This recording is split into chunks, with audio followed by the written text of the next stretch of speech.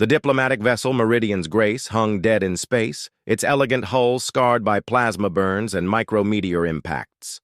Inside the luxury passenger compartment, Ambassador Kelrix of the Vorthani Collective clutched his ceremonial robes, with 3 of his 4 arms while the 4th frantically worked his emergency beacon.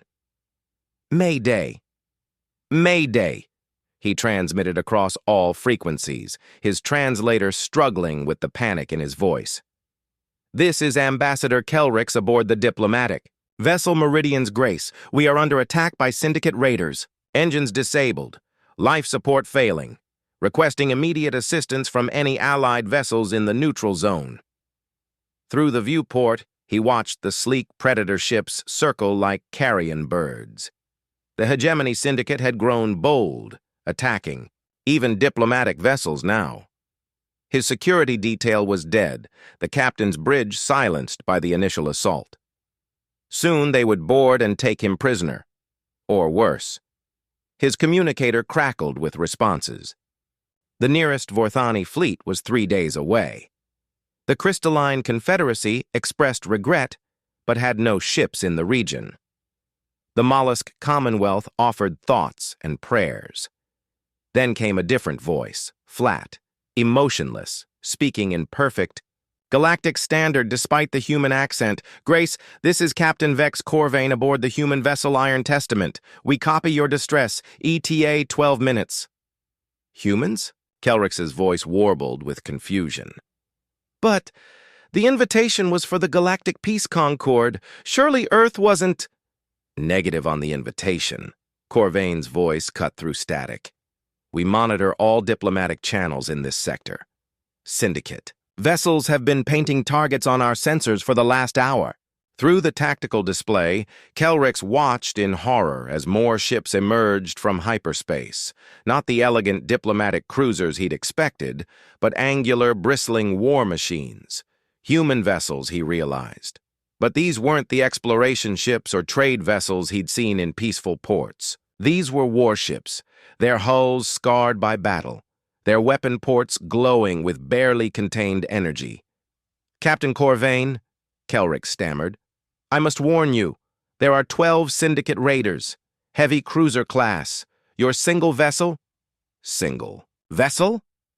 There was something almost like amusement in the human's voice. "Ambassador, you've got it backwards.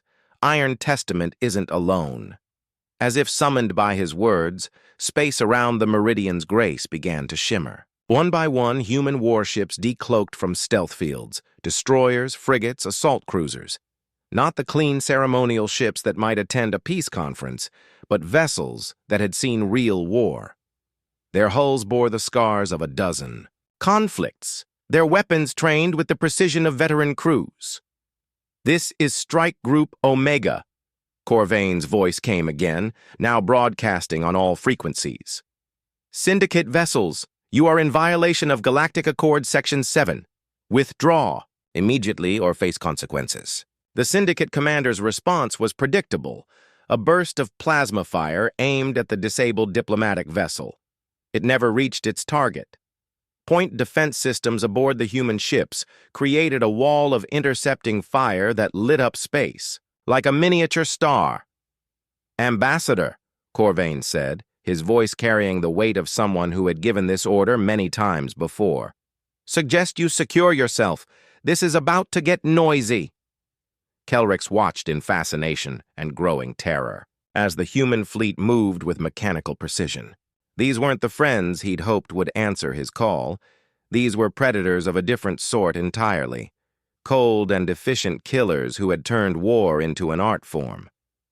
The Syndicate had made a mistake. They had threatened someone under human protection. The first human salvo lit up the darkness like a newborn star.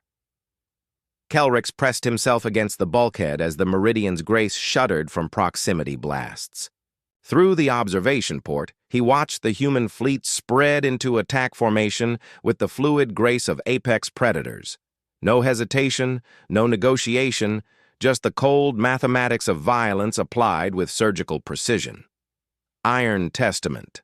To all vessels," Captain Corvain's voice crackled over the comm. Execute pattern Kestrel. Priority targets are the heavy cruisers. Leave the fighters for cleanup. The Syndicate commander had apparently expected the humans to engage in the traditional dance of diplomacy and posturing. Instead, the human destroyers simply opened fire with their main batteries, sending streams of accelerated tungsten penetrators into the enemy formation at a significant fraction of light speed. 3 Syndicate raiders simply ceased to exist, their hulls vaporizing under the kinetic impact before their shields could compensate. The remaining ships scattered, but the humans had already accounted for that possibility. "Rabbit drive initiated," came a different voice, female with a slight accent Kelrix couldn't place. "Herding them toward the gravity well. Anvil Group, prepare to receive packages." Kelrix watched in horrified fascination as the battle unfolded. The humans fought like no species he'd ever observed. The Vorthani relied on overwhelming firepower, the crystallines on elegant energy manipulation, the mollusks on impenetrable defense. But the humans, they fought like a pack. The Syndicate heavy cruiser Bone Render tried to make a run for hyperspace, only to find its path blocked by 3 human frigates that had somehow anticipated its trajectory. When it turned to fight, the destroyers behind it opened up with particle beams, peeling away armor layers with methodical precision. "Target the bridge superstructure," Corvain ordered. "Leave the engines intact. I want prisoners for intelligence." The Bone Render lasted another 30 seconds. What truly unnerved Kelrix wasn't the efficiency of the human attack. It was the complete lack of emotion in their communications. No battle cries, no taunts to the enemy, no dramatic declarations. Just calm tactical coordination and the occasional acknowledgement of successful kills. "Splash 4 confirmed," reported the female voice. 2 fighters attempting to rabbit. "Pursuit authorized?" "Negative," Corvain replied. "Let them run. Better they report what they saw here than disappear mysteriously." The last Syndicate vessels, seeing the slaughter of their fleet, fired their remaining ordnance in a desperate alpha strike aimed at the diplomatic vessel, an act of pure spite to deny the humans their prize. The response was immediate and overwhelming. Every human ship in the battle group turned its point defense grid toward the incoming missiles, creating a wall of intercepting fire so dense it looked like a solid barrier of light. Not a single warhead reached its target. "All Syndicate vessels neutralized," reported another voice, this one younger but with the same cold professionalism. "Battle space secured, beginning search and rescue operations." Within minutes, human boarding shuttles were docking with the A. Meridian's Grace. Kelrix expected soldiers in gleaming armor, perhaps carrying ceremonial weapons. Instead, he found himself face-to-face with humans in battle-scarred combat suits, their faces hidden behind tactical visors that glowed with targeting data. The leader removed her helmet, revealing a woman with prematurely gray hair and eyes like winter storms. Scars traced lines across her jaw and forehead, old wounds from old wars. "Ambassador," she said, her voice the same one he'd heard coordinating the battle. "I'm Commander Nix Ravencrest, 47th Assault Marines. Are you injured?" No," Kelrix managed. "But your ships. How did you—" "We monitor all diplomatic channels in this sector," Ravencrest repeated Corvain's earlier words. "Standing orders are to respond to distress calls from non-hostile vessels." "But you weren't invited to the peace conference," Kelrix said, still trying to process what he'd witnessed. Ravencrest's expression didn't change, but something flickered in those cold eyes. "No, Ambassador, we weren't." The human medical bay aboard the Iron Testament was nothing like the sterile, gleaming facilities Kelrix had seen on other species' vessels. This one had the functional grimness of a battlefield hospital, equipment designed for efficiency rather than comfort, surfaces that could be quickly sterilized, and storage compartments clearly marked for trauma supplies. Your life support. Systems were more damaged than initially assessed, Dr. Ember Nightfall explained as she ran a scanner over Kelrix's secondary hearts. We'll need to keep you aboard for observation until we can transfer you to a proper diplomatic vessel. Kelrix studied the human doctor's face, noting the same weathered look he'd seen on Commander Ravencrest. Not old, perhaps 30 standard years, but marked by experiences that age the soul rather than the body. Doctor, he ventured carefully, may I ask why your medical bay appears designed for combat casualties? Nightfall paused in her examination, meeting his gaze with those eerily calm human eyes. Because that's what it was designed for, Ambassador. The Iron Testament isn't an exploration vessel or a diplomatic cruiser. We're a warship. But surely Earth has other vessels better suited for... Kelrix began. No. Captain Corvain's voice interrupted from the doorway. He entered without ceremony, still wearing his battle uniform. Up close, Kelrix could see that the human captain was younger than his voice suggested. Perhaps 40 standard years, but his eyes held depths that spoke of conflicts across multiple star systems. Captain, Kelrix said carefully, I don't understand. The galaxy is at peace. The trade wars ended 15 years ago. The expansion conflicts concluded a decade ago. What wars do humans still fight? Corvain and Nightfall exchanged a look that spoke of shared experiences Kelrix couldn't fathom.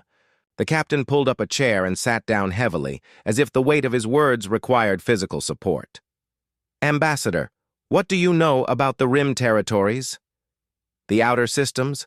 They're largely uninhabited. Some mining operations, research, stations. And what do you know about what lives in the dark between those systems? Kelrix felt his skin grow cold. The Devourers were contained. The Synthesis Fleet. The Synthesis Fleet was destroyed 8 years ago, Corvain said quietly. What's left of it anyway? 3 ships out of 200. The survivors made it back to human space with footage that the Galactic Council classified. At the highest levels. That's impossible. The peace treaties were signed by civilized species, Dr. Nightfall said, returning to her examination with mechanical precision. But the galaxy is a big place, Ambassador. There are things out there that don't care about treaties. Things that see civilization as a meal. Kelrix's 4 arms trembled as the implications sank in.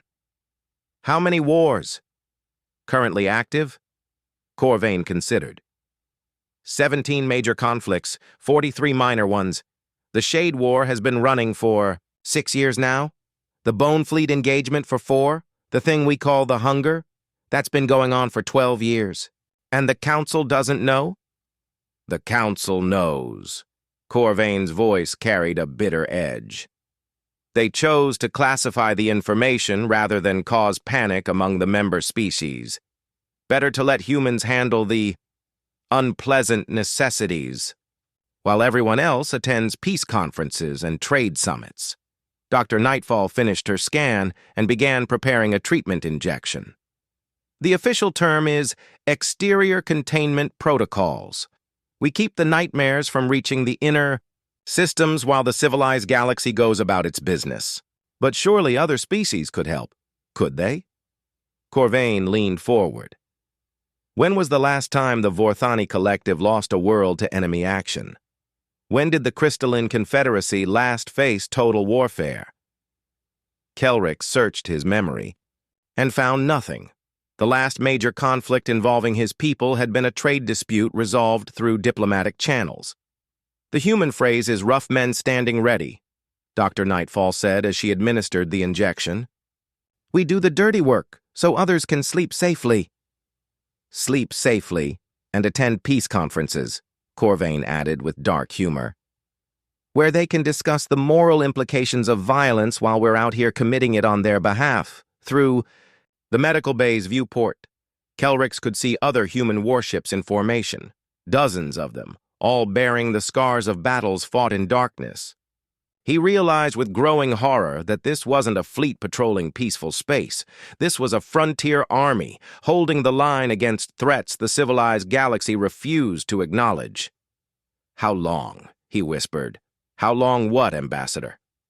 How long have humans been fighting these wars alone?" Corvain was quiet for a long moment. When he spoke, his voice carried the weight of centuries. "Since we joined the galactic community. Someone has to guard the perimeter. Turns out we're good at it." The human recreation area aboard the Iron Testament defied every stereotype Kelrix had formed about military vessels. Instead of the sterile functionality he expected, he found what could only be described as a shrine to memory. The walls were covered with photographs, thousands of them. Human faces, young and old, smiling in moments of peace that seemed impossibly distant from the scarred warriors he'd met. Below each photo was a name, a date, and often a few words. "Held the line at Proxima Station. Saved the Meridian evacuation fleet. Gave their tomorrow for our today." "The memorial wall," Commander Ravencrest explained, joining him as he studied the images. "Every human lost in the exterior wars. We add new photos after each engagement." Kelrix noticed that several sections were dedicated to entire crews, entire ships. "The Aurora's dream," he read from one plaque. "All hands lost containing the Shade incursion at Kepler 442. 200,000 civilian lives saved." "Good ship," Ravencrest said simply. "Good people. Commander, may I ask, how does your species bear this burden? Fighting wars that others won't acknowledge, losing people that others won't remember?" Ravencrest was quiet for a long moment, studying the wall of faces. "You want to know the truth, Ambassador? We don't do it for gratitude. We don't do it for recognition. We do it because if we don't, those things out there will eventually reach the inner systems. And when they do, billions will die. But surely the cost. The cost is what it is." Captain Corvain's voice came from behind them. He joined them at the memorial wall, his expression unreadable. "Every species in the galaxy has something they're good at. The Vorthani excel at trade and diplomacy. The crystallines master energy manipulation. The mollusks perfect defensive technology. Humans, we excel at violence. Controlled, directed violence in service of something greater than ourselves." Kelrix studied the captain's face, noting the lines. Around his eyes, the way his hands never quite relaxed, even here among memories. "How old were you when you started fighting these wars?" 19 standard years. First deployment was against the Bone Fleet at the Centauri Relay. I was a junior weapons officer aboard the Defiant. Corvain gestured to a section of the wall. "Lost 60% of the crew that day, but we stopped them from reaching the trade lanes." "And you've been fighting ever since?" 21 years. 7 major campaigns, 32 minor actions. Corvain's voice carried no pride, no bitterness, just the flat recitation of facts. "I've served under 15 different captains. Buried most of them." Dr. Nightfall appeared with a data pad, her expression grim. "Captain, we've finished analyzing the Syndicate ship logs. You need to see this." The 3 humans huddled around the pad while Kelrix watched, noting the subtle shift in their postures as they read. The casual demeanor vanished, replaced by the cold focus he'd witnessed during the battle. "They knew," Ravencrest said quietly. "Knew what?" Kelrix asked. Corvain looked up from the pad, his expression darker than Kelrix had yet seen. "The Syndicate. Raiders weren't just attacking random diplomatic vessels. They were specifically targeting the Meridian's grace. They knew you were aboard, knew your route, knew your security arrangements. But that would mean someone in the Galactic Council sold you out," Dr. Nightfall finished. "The question is why?" "Maybe," Corvain said slowly. "Someone wanted to make sure no uncomfortable questions were asked at that peace conference." The implications hit Kelrix like a physical blow. "The conference You think someone wanted me silenced? You're the Vorthani representative who's been pushing for increased transparency in galactic defense spending, Ravencrest observed, asking why certain military budgets keep increasing during peacetime, demanding to know where those resources are being deployed. Oh, Kelrix whispered, the pieces falling into place. Oh no, the thing about fighting secret wars, Corvain said grimly, is that they stop being secret the moment someone starts asking the right questions. And the Galactic Council has a lot invested in maintaining the illusion of peace. Kelrix stared at the memorial wall with new understanding. All these faces, all these lives, sacrificed not just to hold the line against external threats, but to maintain the comfortable lies that kept the inner galaxy stable. They wanted me dead, he said, the words barely audible. They wanted you quiet, Ravencrest corrected. Dead was just the most convenient way to achieve that. Which means, Dr. Nightfall added with clinical precision, that you now know something, that certain parties will kill to keep secret. The question is, Corvain said, meeting Kelrix's 4 eyes with his 2, what are you going to do about it? The secure communications chamber aboard the Iron Testament hummed with the barely contained energy of quantum encryption arrays. Kelrix sat before the transmission console, his 4 hands trembling as he prepared to make the most dangerous decision of his diplomatic career. Ambassador, Captain Corvain said from behind him, once you send this message, there's no going back. The Council will know you survived, and they'll know you know. Then perhaps it's time they faced some uncomfortable truths, Kelrix replied, his voice steadier than he felt. Prepare the transmission to the Vorthani High Command. Full encryption, priority alpha. The holographic display flickered to life, revealing the stern features of High Commander Zix Vorthak, Kelrix's direct superior and one of the few beings in the galaxy he trusted implicitly. Kelrix! Vorthak's relief was evident despite the distortion. We received reports that your vessel was destroyed by raiders. How did you— Humans, Commander. A human battle group responded to my distress call. Kelrix took a breath that shuddered through all 4 of his lungs. I need to report critical intelligence regarding the galactic defense budget anomalies we've been investigating. Vorthak's expression sharpened. In the background, Kelrix could see aides scrambling to activate recording equipment and security protocols. The humans have been fighting active wars for over 2 decades, Kelrix continued. 17 major conflicts, 43 minor engagements, all against threats that the Council has classified at the highest levels. The peacetime defense budgets aren't for defense. They're for offensive operations in the Rim territories. That's impossible, Vorthak breathed. The Council would never authorize— The Council didn't authorize them. They simply chose not to stop them. Kelrix felt the weight of every human life memorialized on the ship's walls. Humans have been dying in the dark so the rest of us can pretend the galaxy is at peace. Captain Corvain stepped into the transmission range, his battle-scarred uniform a stark contrast to the diplomatic finery typically seen in such communications. High Commander, he said with military precision, I'm Captain Vex Corvain, 7th Fleet, Expeditionary Force. I can provide detailed battle reports and casualty figures if required. Vorthak stared at the human officer for a long moment. Captain, how many human lives have been lost in these conflicts? In the last decade, approximately 47,000 KIA, 112,000 wounded in action. That's just regular forces.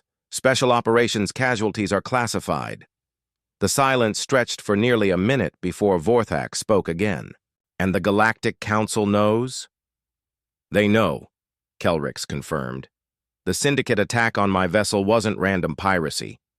Someone in the Council wanted to ensure I couldn't present my findings about the budget anomalies. Because if the truth came out, the entire galactic economy would destabilize, Commander Ravencrest interjected, joining the group. 40% of interstellar trade depends on routes that would be overrun within months if we withdrew from the Rim territories. The Council has been quietly funding human military operations while publicly maintaining the fiction of universal peace.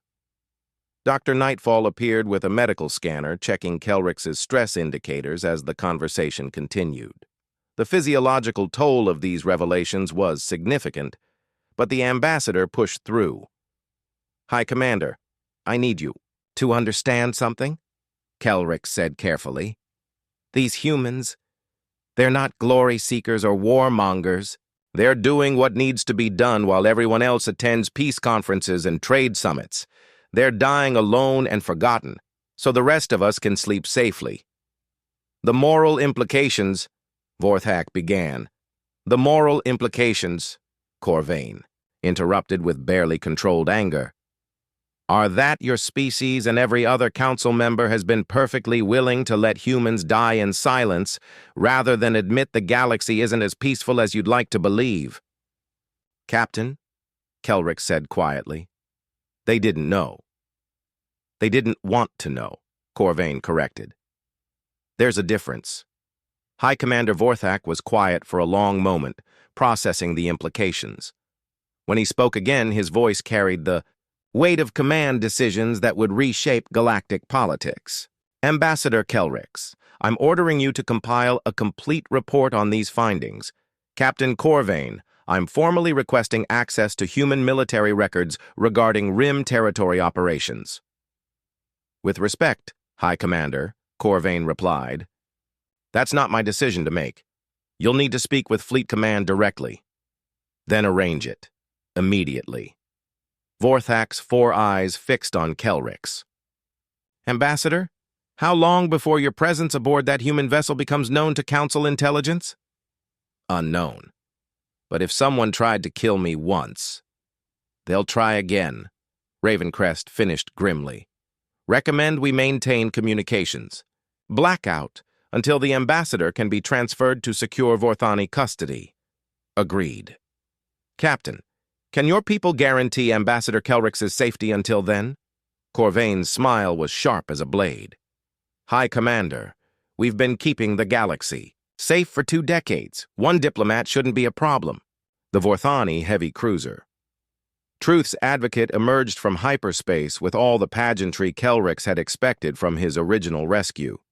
Its gleaming hull reflected starlight like a jewel, its diplomatic insignia clearly visible even at a distance.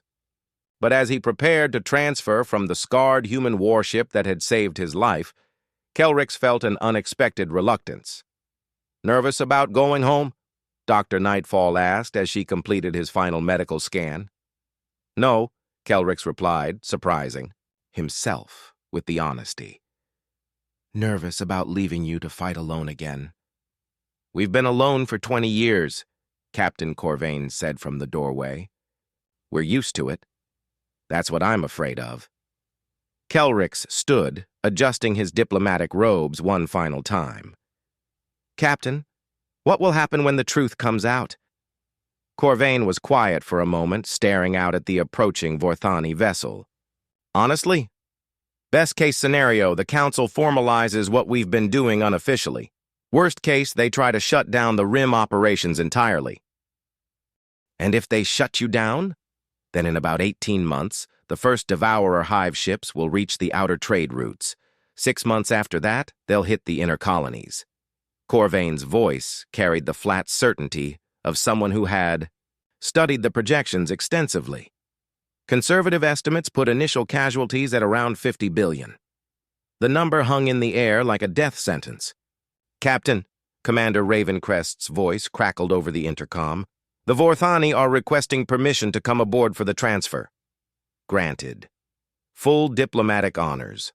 Within minutes, the Iron Testament's cargo bay was filled with Vorthani, honor guards in gleaming ceremonial armor, their weapons purely decorative, their formation precise and untested by real combat. At their head strode High Commander Vorthak himself, his 4 eyes taking in the functional grimness of the human vessel with evident surprise. "Captain Corvain," Vorthak said formally, "on behalf of the Vorthani Collective and the Galactic Council, I thank you for preserving the life of Ambassador Kelrix." "No thanks necessary," Corvain replied with military precision. "We respond to all distress calls in our operational area." "About that," Vorthak continued, his tone shifting to something more personal, "I've spent the last 6 hours reviewing classified council records. What I found disturbs me deeply." The truth often does. Indeed. Vorthak approached one of the viewport panels where the human fleet was visible in formation.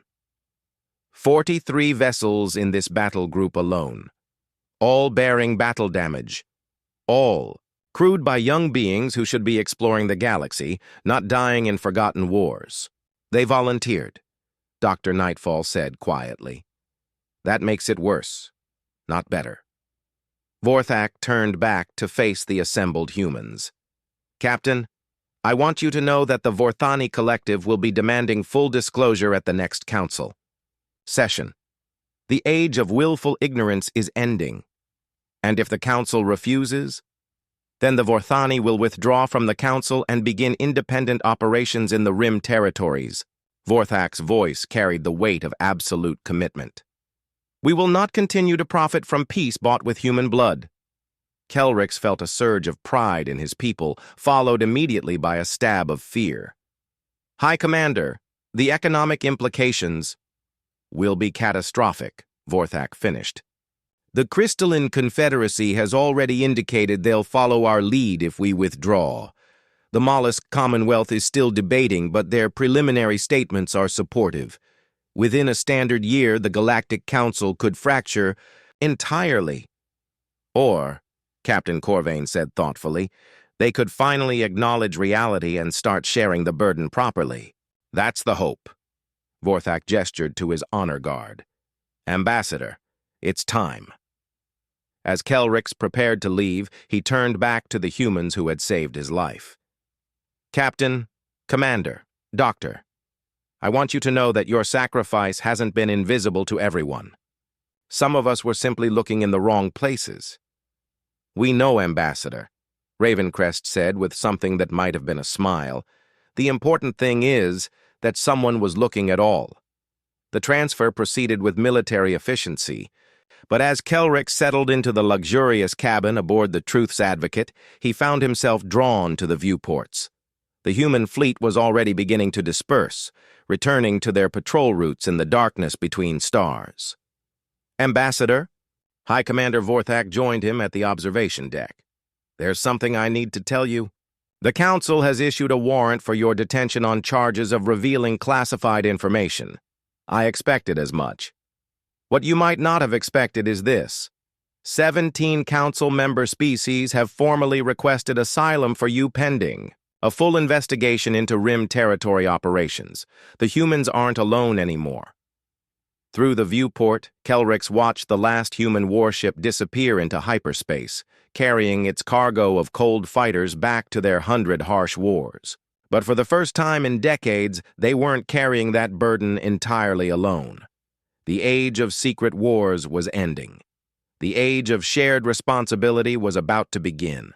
And in the darkness between the stars, scarred human vessels continued. Their eternal watch, no longer forgotten, no longer alone, just cold fighters from 100 harsh wars, finally acknowledged by the galaxy they had never stopped protecting.